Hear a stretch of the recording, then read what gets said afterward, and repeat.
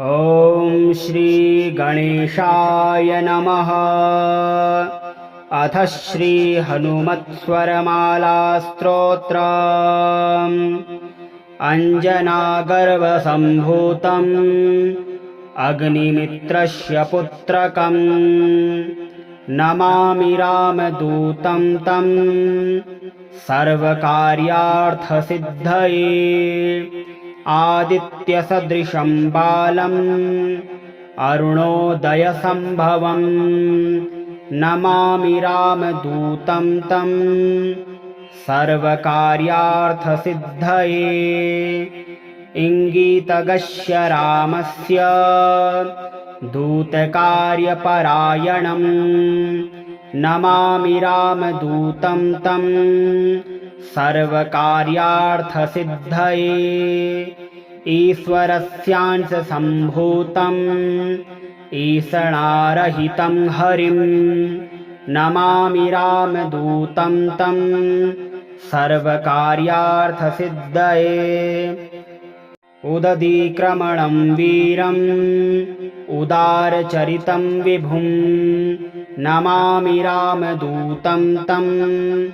सर्वकार्यार्थसिद्धये। उरुवेगोत्थिता वृक्षा मुहूर्तं कपिमन्वयुः नमामि रामदूतं तं सर्वकार्यार्थसिद्धये। ऋक्शाखाध्यायिनं शान्तं मृग्यमाणपदार्चितं नमामि रामदूतं तं सर्वकार्यार्थसिद्धये। ऋकाराद्यक्षरोपत्ति ज्ञानपूरितमानसं नमामि रामदूतं तं सर्वकार्यार्थसिद्धये। ऋल् ऋत्यादिवर्णानाम् उच्चारणविधायकं नमामि रामदूतं तं सर्वकार्यार्थसिद्धये। एधमानशरीरं तं राजमानमुखाकृतिं नमामि रामदूतं तं सर्वकार्यार्थसिद्धये। एक्ष्वाकुकुलवीरस्य रामस्य प्रियपात्रकं नमामि रामदूतं तं सर्वकार्यार्थसिद्धये। औषधाद्रिसमानीत दिव्यौषधिसमन्वितं नमामि रामदूतं तं सर्वकार्यार्थसिद्धये। औत्सुक्यमात्रकालेन शत्रुक्षयकरं विभुं नमामि रामदूतं तं सर्वकार्यार्थसिद्धये। अञ्जनागर्भसम्भूतम् अग्निमित्रस्य पुत्रकम् नमामि रामदूतं तं सर्वकार्यार्थसिद्धये। आदित्यसदृशं बालम् अरुणोदयसम्भवम् नमामि रामदूतं तं सर्वकार्यार्थसिद्धये। इङ्गितगस्य रामस्य दूतकार्यपरायणम् नमामि रामदूतं तं सर्वकार्यार्थसिद्धये। ईश्वरस्यांशसम्भूतम् ईषणारहितं हरिं नमामि रामदूतं तं सर्वकार्यार्थसिद्धये। उदधीक्रमणं वीरम् उदारचरितं विभुं नमामि रामदूतं तं सर्वकार्यार्थसिद्धये। उरुवेगोत्थिता वृक्षा मुहूर्तं कपिमन्वयुः नमामि रामदूतं तं सर्वकार्यार्थसिद्धये। ऋक्शाखाध्यायिनं शान्तं मृग्यमाणपदार्चितं नमामि रामदूतं तं सर्वकार्यार्थसिद्धये ऋकाराद्यक्षरोपत्ति ज्ञानपूरितमानसम् नमामि रामदूतं तं सर्वकार्यार्थसिद्धये रील्रीत्यादिवर्णानाम् उच्चारणविधायकम् नमामि रामदूतं तं सर्वकार्यार्थसिद्धये एधमानशरीरं तं राजमानमुखाकृतिम् नमामि रामदूतं तं सर्वकार्यार्थसिद्धये एक्ष्वाकुकुलवीरस्य रामस्य प्रियपात्रकम् नमामि रामदूतं तं सर्वकार्यार्थसिद्धये औषधाद्रिसमानीत दिव्यौषधिसमन्वितम् नमामि रामदूतं तं सर्वकार्यार्थसिद्धये औत्सुक्यमात्रकालेन शत्रुक्षयकरं विभुम् नमामि रामदूतं तं सर्वकार्यार्थसिद्धये अञ्जनागर्भसम्भूतम् अग्निमित्रस्य पुत्रकम् नमामि रामदूतं तं सर्वकार्यार्थसिद्धये आदित्यसदृशं बालम् अरुणोदयसम्भवम् नमामि रामदूतं तं सर्वकार्यार्थसिद्धये इङ्गितगस्य रामस्य दूतकार्यपरायणम् नमामि रामदूतं तं सर्वकार्यार्थसिद्धये ईश्वरस्यांशसम्भूतम् ईशणारहितं हरिम् नमामि रामदूतं तं सर्वकार्यार्थसिद्धये उदधीक्रमणं वीरम् उदारचरितं विभुम् नमामि रामदूतं तं सर्वकार्यार्थसिद्धये उरुवेगोत्थिता वृक्षा मुहूर्तं कपिमन्वयुः नमामि रामदूतं तं सर्वकार्यार्थसिद्धये ऋक्शाखाध्यायिनं शान्तं मृग्यमाणपदार्चितम् नमामि रामदूतं तं सर्वकार्यार्थसिद्धये ऋकाराद्यक्षरोपत्ति ज्ञानपूरितमानसम् नमामि रामदूतं तं सर्वकार्यार्थसिद्धये रील्रीत्यादिवर्णानाम् उच्चारणविधायकम् नमामि रामदूतं तं सर्वकार्यार्थसिद्धये एधमानशरीरं तं राजमानमुखाकृतिम् नमामि रामदूतं तं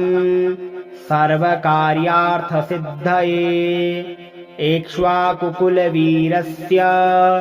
रामस्य प्रियपात्रकम् नमामि रामदूतं तं सर्वकार्यार्थसिद्धये औषधाद्रिसमानीत दिव्यौषधिसमन्वितम् नमामि रामदूतं तं सर्वकार्यार्थसिद्धये औत्सुक्यमात्रकालेन शत्रुक्षयकरं विभुम् नमामि रामदूतं तं सर्वकार्यार्थसिद्धये अञ्जनागर्भसम्भूतम् अग्निमित्रस्य पुत्रकम् नमामि रामदूतं तं सर्वकार्यार्थसिद्धये आदित्यसदृशं बालम् अरुणोदयसम्भवम् नमामि रामदूतं तं सर्वकार्यार्थसिद्धये इङ्गितगस्य रामस्य दूतकार्यपरायणं नमामि रामदूतं तं सर्वकार्यार्थसिद्धये ईश्वरस्यांशसम्भूतम् ईशणारहितं हरिं नमामि रामदूतं तं सर्वकार्यार्थसिद्धये उदधीक्रमणं वीरम् उदारचरितं विभुं नमामि रामदूतं तं सर्वकार्यार्थसिद्धये उरुवेगोत्थिता वृक्षा मुहूर्तं कपिमन्वयुः नमामि रामदूतं तं सर्वकार्यार्थसिद्धये ऋक्शाखाध्यायिनं शान्तं मृग्यमाणपदार्चितं नमामि रामदूतं तं सर्वकार्यार्थसिद्धये ऋकाराद्यक्षरोपत्ति ज्ञानपूरितमानसं नमामि रामदूतं तं सर्वकार्यार्थसिद्धये रील्रीत्यादिवर्णानाम् उच्चारणविधायकं नमामि रामदूतं तं सर्वकार्यार्थसिद्धये एधमानशरीरं तं राजमानमुखाकृतिं नमामि रामदूतं तं सर्वकार्यार्थसिद्धये एक्ष्वाकुकुलवीरस्य रामस्य प्रियपात्रकं नमामि रामदूतं तं सर्वकार्यार्थसिद्धये औषधाद्रिसमानीत दिव्यौषधिसमन्वितं नमामि रामदूतं तं सर्वकार्यार्थसिद्धये औत्सुक्यमात्रकालेन शत्रुक्षयकरं विभुं नमामि रामदूतं तं सर्वकार्यार्थसिद्धये अञ्जनागर्भसम्भूतम् अग्निमित्रस्य पुत्रकं नमामि रामदूतं तं सर्वकार्यार्थसिद्धये आदित्यसदृशं बालम् अरुणोदयसम्भवं नमामि रामदूतं तं सर्वकार्यार्थसिद्धये इङ्गितगस्य रामस्य दूतकार्यपरायणं नमामि रामदूतं तं सर्वकार्यार्थसिद्धये ईश्वरस्यांशसम्भूतम् ईशणारहितं हरिं नमामि रामदूतं तं सर्वकार्यार्थसिद्धये उदधीक्रमणं वीरम् उदारचरितं विभुं नमामि रामदूतं तं सर्वकार्यार्थसिद्धये उरुवेगोत्थिता वृक्षा मुहूर्तं कपिमन्वयुः नमामि रामदूतं तं सर्वकार्यार्थसिद्धये ऋक्शाखाध्यायिनं शान्तं मृग्यमाणपदार्चितं नमामि रामदूतं तं सर्वकार्यार्थसिद्धये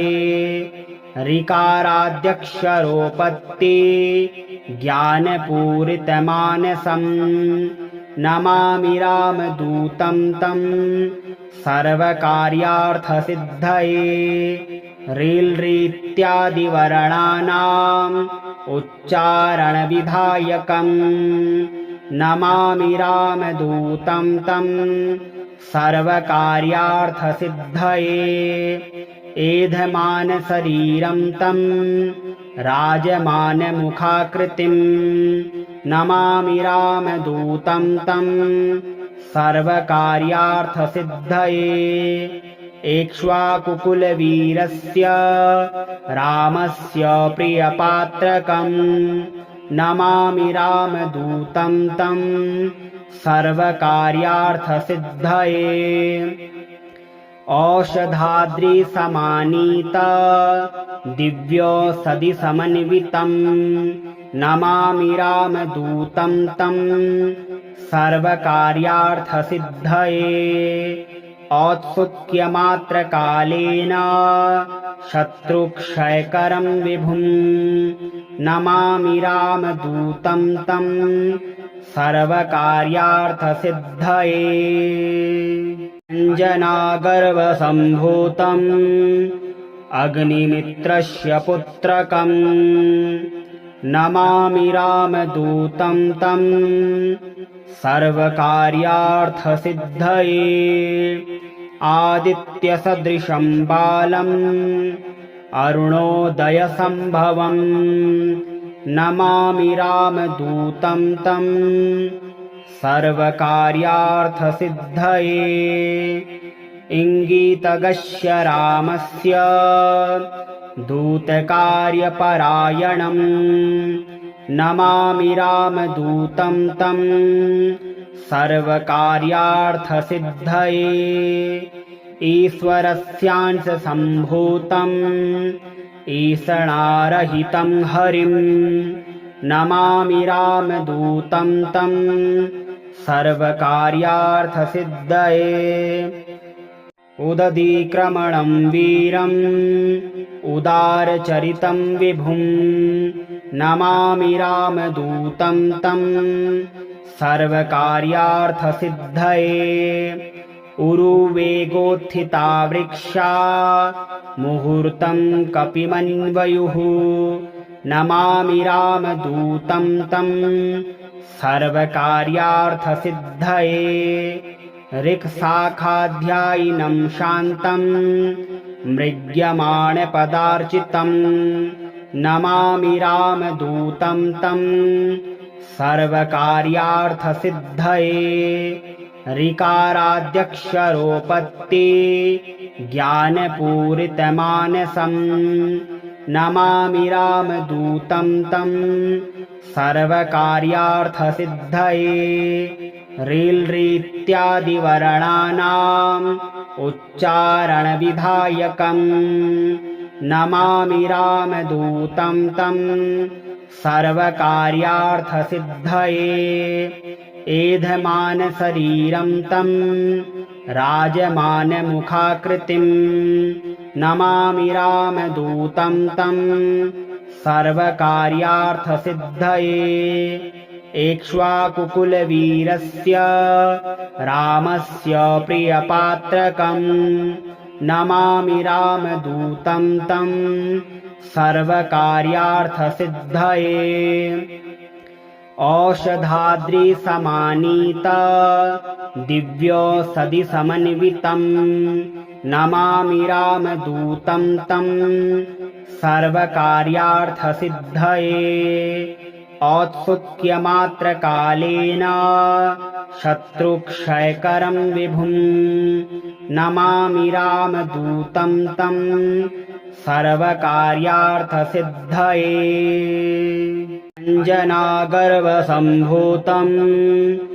अग्निमित्रस्य पुत्रकं नमामि रामदूतं तं सर्वकार्यार्थसिद्धये आदित्यसदृशं बालम् अरुणोदयसम्भवं नमामि रामदूतं तं सर्वकार्यार्थसिद्धये इङ्गितगस्य रामस्य दूतकार्यपरायणं नमामि रामदूतं तं सर्वकार्यार्थसिद्धये ईश्वरस्यांशसम्भूतम् ईषणारहितं हरिं नमामि रामदूतं तं सर्वकार्यार्थसिद्धये उदधीक्रमणं वीरम् उदारचरितं विभुं नमामि रामदूतं तं सर्वकार्यार्थसिद्धये उरुवेगोत्थिता वृक्षा मुहूर्तं कपिमन्वयुः नमामि रामदूतं तं सर्वकार्यार्थसिद्धये ऋक्शाखाध्यायिनं शान्तं मृग्यमाणपदार्चितं नमामि रामदूतं तं सर्वकार्यार्थसिद्धये ऋकाराद्यक्षरोपत्ति ज्ञानपूरितमानसं नमामि रामदूतं तं सर्वकार्यार्थसिद्धये रील्रीत्यादिवर्णानाम् उच्चारणविधायकं नमामि रामदूतं तं सर्वकार्यार्थसिद्धये एधमानशरीरं तं राजमानमुखाकृतिं नमामि रामदूतं तं सर्वकार्यार्थसिद्धये एक्ष्वाकुकुलवीरस्य रामस्य प्रियपात्रकं नमामि रामदूतं तं सर्वकार्यार्थसिद्धये औषधाद्रिसमानीत दिव्यौषधिसमन्वितं नमामि रामदूतं तं सर्वकार्यार्थसिद्धये औत्सुक्यमात्रकालेन शत्रुक्षयकरं विभुं नमामि रामदूतं तं सर्वकार्यार्थसिद्धये अञ्जनागर्भसम्भूतम् अग्निमित्रस्य पुत्रकं नमामि रामदूतं तं सर्वकार्यार्थसिद्धये आदित्यसदृशं बालम् अरुणोदयसम्भवं नमामि रामदूतं तं सर्वकार्यार्थसिद्धये इङ्गितगस्य रामस्य दूतकार्यपरायणं नमामि रामदूतं तं सर्वकार्यार्थसिद्धये ईश्वरस्यांशसम्भूतम् ईषणारहितं हरिं नमामि रामदूतं तं सर्वकार्यार्थसिद्धये उदधीक्रमणं वीरम् उदारचरितं विभुं नमामि रामदूतं तं सर्वकार्यार्थसिद्धये उरुवेगोत्थिता वृक्षा मुहूर्तं कपिमन्वयुः नमामि रामदूतं तं सर्वकार्यार्थसिद्धये ऋक्शाखाध्यायिनं शान्तं मृग्यमाणपदार्चितं नमामि रामदूतं तं सर्वकार्यार्थसिद्धये ऋकाराद्यक्षरोपत्ति ज्ञानपूरितमानसं नमामि रामदूतं तं सर्वकार्यार्थसिद्धये रील्रीत्यादिवर्णानाम् उच्चारणविधायकं नमामि रामदूतं तं सर्वकार्यार्थसिद्धये एधमानशरीरं तं राजमानमुखाकृतिं नमामि रामदूतं तं सर्वकार्यार्थसिद्धये एक्ष्वाकुकुलवीरस्य रामस्य प्रियपात्रकं नमामि रामदूतं तं सर्वकार्यार्थसिद्धये औषधाद्रिसमानीत दिव्यौषधिसमन्वितं नमामि रामदूतं तं सर्वकार्यार्थसिद्धये औत्सुक्यमात्रकालेन शत्रुक्षयकरं विभुं नमामि रामदूतं तं सर्वकार्यार्थसिद्धये अञ्जनागर्भसम्भूतम् अग्निमित्रस्य पुत्रकम् नमामि रामदूतं तं सर्वकार्यार्थसिद्धये आदित्यसदृशं बालम् अरुणोदयसम्भवम् नमामि रामदूतं तं सर्वकार्यार्थसिद्धये इङ्गितगस्य रामस्य दूतकार्यपरायणम् नमामि रामदूतं तं सर्वकार्यार्थसिद्धये ईश्वरस्यांशसम्भूतम् ईशणारहितं हरिं नमामि रामदूतं तं सर्वकार्यार्थसिद्धये उदधीक्रमणं वीरम् उदारचरितं विभुं नमामि रामदूतं तं सर्वकार्यार्थसिद्धये उरुवेगोत्थिता वृक्षा मुहूर्तं कपिमन्वयुः नमामि रामदूतं तं सर्वकार्यार्थसिद्धये ऋक्शाखाध्यायिनं शान्तं मृग्यमाणपदार्चितं नमामि रामदूतं तं सर्वकार्यार्थसिद्धये ऋकाराद्यक्षरोपत्ति ज्ञानपूरितमानसं नमामि रामदूतं तं सर्वकार्यार्थसिद्धये रील्रीत्यादिवर्णानाम् उच्चारणविधायकम् नमामि रामदूतं तं सर्वकार्यार्थसिद्धये एधमानशरीरं तं राजमानमुखाकृतिं नमामि रामदूतं तं सर्वकार्यार्थसिद्धये एक्ष्वाकुकुलवीरस्य रामस्य प्रियपात्रकम् नमामि रामदूतं तं सर्वकार्यार्थसिद्धये औषधाद्रिसमानीत दिव्यौषधिसमन्वितं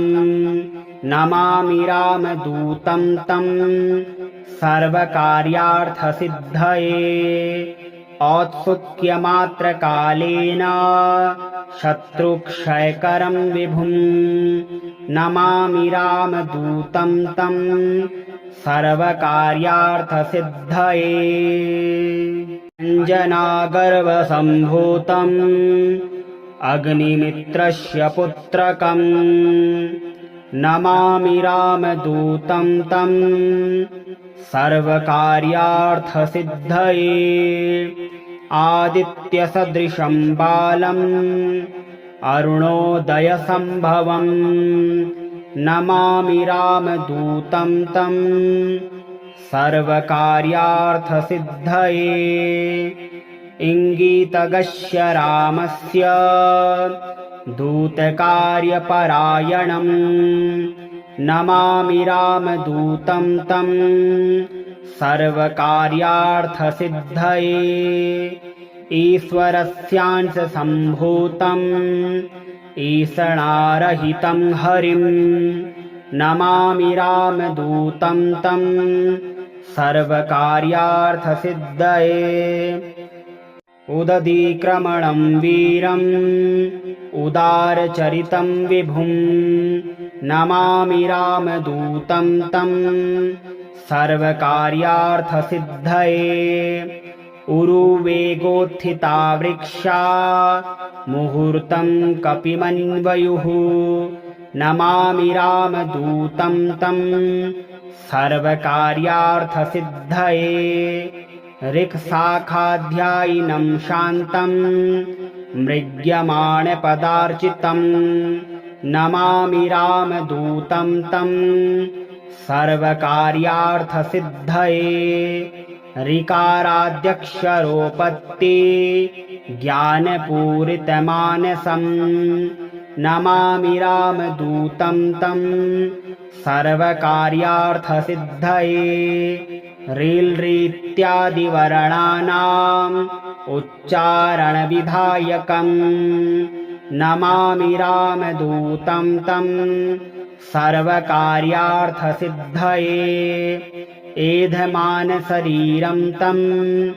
राजमानमुखाकृतिं नमामि रामदूतं तं सर्वकार्यार्थसिद्धये एक्ष्वाकुकुलवीरस्य रामस्य प्रियपात्रकं नमामि रामदूतं तं सर्वकार्यार्थसिद्धये औषधाद्रिसमानीत दिव्यौषधिसमन्वितं नमामि रामदूतं तं सर्वकार्यार्थसिद्धये औत्सुक्यमात्रकालेन शत्रुक्षयकरं विभुं नमामि रामदूतं तं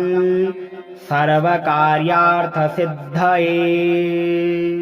अञ्जनागर्भसम्भूतम् अग्निमित्रस्य पुत्रकं नमामि रामदूतं तं सर्वकार्यार्थसिद्धये आदित्यसदृशं बालम् अरुणोदयसम्भवं नमामि रामदूतं तं सर्वकार्यार्थसिद्धये इङ्गितगस्य रामस्य दूतकार्यपरायणं नमामि रामदूतं तं सर्वकार्यार्थसिद्धये ईश्वरस्यांशसम्भूतम् ईषणारहितं हरिं नमामि रामदूतं तं सर्वकार्यार्थसिद्धये उदधीक्रमणं वीरम् उदारचरितं विभुं नमामि रामदूतं तं सर्वकार्यार्थसिद्धये उरुवेगोत्थिता वृक्षा मुहूर्तं कपिमन्वयुः नमामि रामदूतं तं सर्वकार्यार्थसिद्धये ऋक्शाखाध्यायिनं शान्तं मृग्यमाणपदार्चितं नमामि रामदूतं तं सर्वकार्यार्थसिद्धये ऋकाराद्यक्षरोपत्ति ज्ञानपूरितमानसं नमामि रामदूतं तं सर्वकार्यार्थसिद्धये रील्रीत्यादिवर्णानाम् उच्चारणविधायकं नमामि रामदूतं तं सर्वकार्यार्थसिद्धये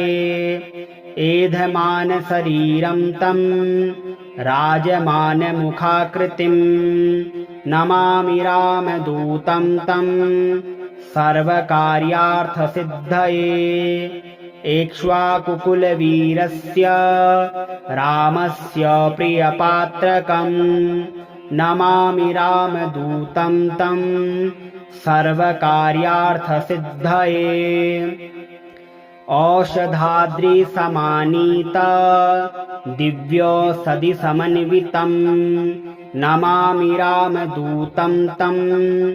सर्वकार्यार्थसिद्धये औत्सुक्यमात्रकालेन शत्रुक्षयकरं विभुं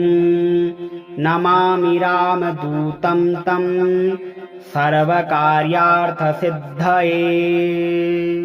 अञ्जनागर्भसम्भूतम् अग्निमित्रस्य पुत्रकं नमामि रामदूतं तं सर्वकार्यार्थसिद्धये आदित्यसदृशं बालम् अरुणोदयसम्भवम् नमामि रामदूतं तं सर्वकार्यार्थसिद्धये इङ्गितगस्य रामस्य दूतकार्यपरायणम् नमामि रामदूतं तं सर्वकार्यार्थसिद्धये ईश्वरस्यांशसम्भूतम् ईशणारहितं हरिं नमामि रामदूतं तं सर्वकार्यार्थसिद्धये उदधीक्रमणं वीरम् उदारचरितं विभुं नमामि रामदूतं तं सर्वकार्यार्थसिद्धये उरुवेगोत्थिता वृक्षा मुहूर्तं कपिमन्वयुः नमामि रामदूतं तं सर्वकार्यार्थसिद्धये ऋक्शाखाध्यायिनं शान्तं मृग्यमाणपदार्चितं नमामि रामदूतं तं सर्वकार्यार्थसिद्धये ऋकाराद्यक्षरोपत्ति ज्ञानपूरितमानसं नमामि रामदूतं तं सर्वकार्यार्थसिद्धये रील्रीत्यादिवर्णानाम् उच्चारणविधायकं नमामि रामदूतं तं सर्वकार्यार्थसिद्धये एधमानशरीरं तं राजमानमुखाकृतिं नमामि रामदूतं तं सर्वकार्यार्थसिद्धये एक्ष्वाकुकुलवीरस्य रामस्य प्रियपात्रकं नमामि रामदूतं तं सर्वकार्यार्थसिद्धये औषधाद्रिसमानीत दिव्यौषधिसमन्वितं नमामि रामदूतं तं सर्वकार्यार्थसिद्धये औत्सुक्यमात्रकालेन शत्रुक्षयकरं विभुं नमामि रामदूतं तं सर्वकार्यार्थसिद्धये।